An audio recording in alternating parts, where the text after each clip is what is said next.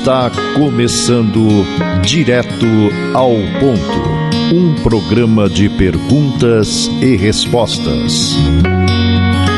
Direto ao Ponto, a sua dúvida analisada de forma lógica e equilibrada.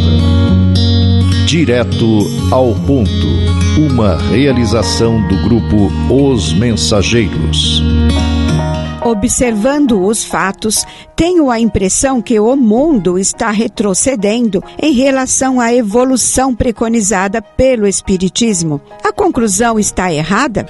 Se tentarmos conversar com uma criança de 5 anos sobre a teoria da relatividade, será que obteremos algum sucesso? Se nos dirigirmos a um dos habitantes das diversas comunidades rurais da Papua Nova Guiné, para ouvi-lo sobre planejamento estratégico, haveria reciprocidade? Se falássemos para um intolerante radical religioso que há inúmeras evidências confirmando a realidade da reencarnação, teríamos chances de prolongar o entendimento?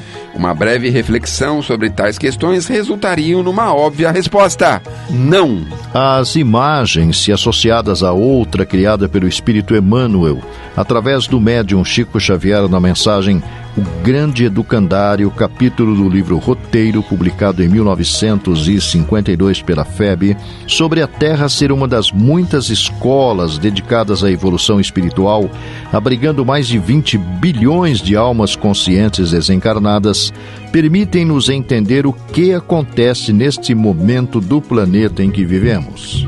Na segunda mensagem selecionada por Allan Kardec para compor as instruções dos Espíritos, no capítulo 3, Há muitas moradas na casa de meu pai, de O Evangelho segundo o Espiritismo, Santo Agostinho traça um perfil dos mundos de expiação e de provas, entre os quais se insere ainda a Terra. Diz, entre outras coisas, que a superioridade da inteligência num grande número de seus habitantes indica que ela não é um mundo primitivo, destinado à encarnação de espíritos ainda mal saídos das mãos do Criador.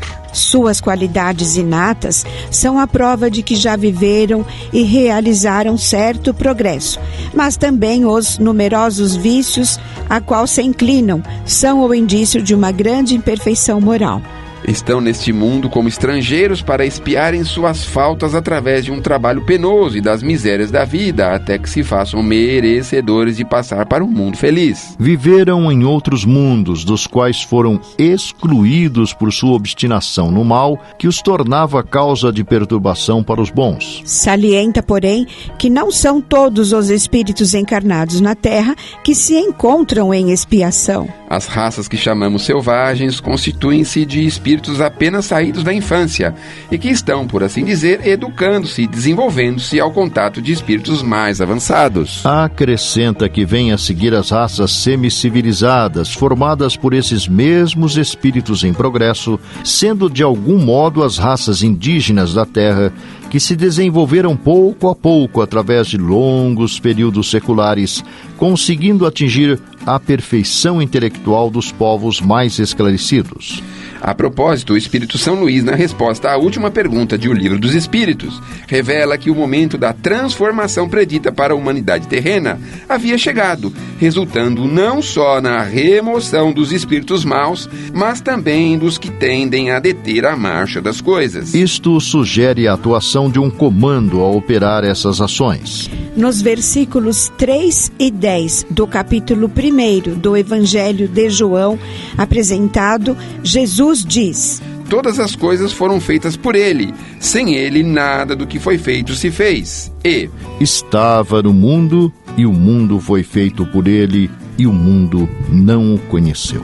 Sugere, desse modo, não ser ele apenas mais que o mestre reconhecido por todos os que estudam sua história. Obras mediúnicas recebidas por Chico Xavier, como A Caminho da Luz de Emmanuel e Brasil, Coração do Mundo e Pátria do Evangelho, assinada por Irmão X, revelam aspectos de planejamentos tecidos na espiritualidade para encaminhar a evolução dos habitantes da Terra. Especialmente o segundo prende-se à nova fase ou ciclo ciclo estimado recentemente pela ciência como de 2160 anos, em que iria começar a entrar o planeta nos séculos seguintes. Para se ter uma ideia de como funcionam as coisas nos bastidores da evolução, em interessante questionamento sobre o fenômeno Joana d'Arc, a aldeã de Orleans, na França, que a transformou-se em líder militar na vitória francesa sobre a ambição inglesa no século XIV, Chico Xavier explicou: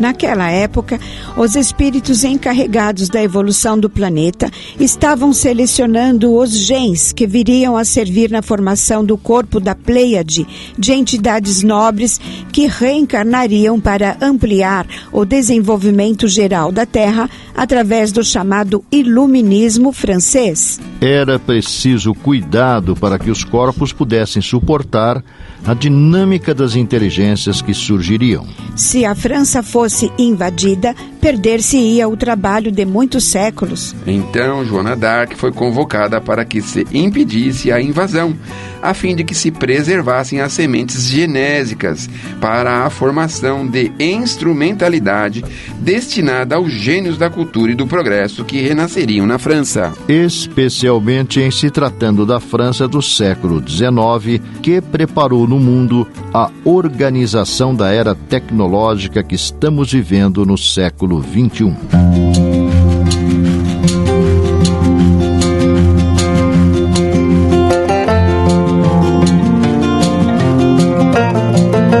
O Grupo Espírita Os Mensageiros é uma entidade dedicada à difusão da mensagem espírita, sobretudo as recebidas pelo médium Francisco Cândido Xavier, e atua de forma absolutamente gratuita, tanto no Brasil como no exterior.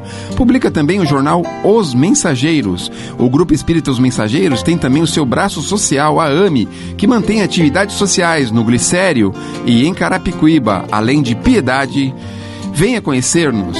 Escreva-nos para se inteirar das demais atividades do grupo, enviando-nos sua correspondência para a Caixa Postal 522, CEP 01031 970, São Paulo, São Paulo, ou pelo endereço eletrônico mensageiros@mensageiros.org.br. Escreva, enviando-nos suas dúvidas, manifestando comentários ou opiniões. Na próxima semana, convidamos você para irmos direto ao ponto.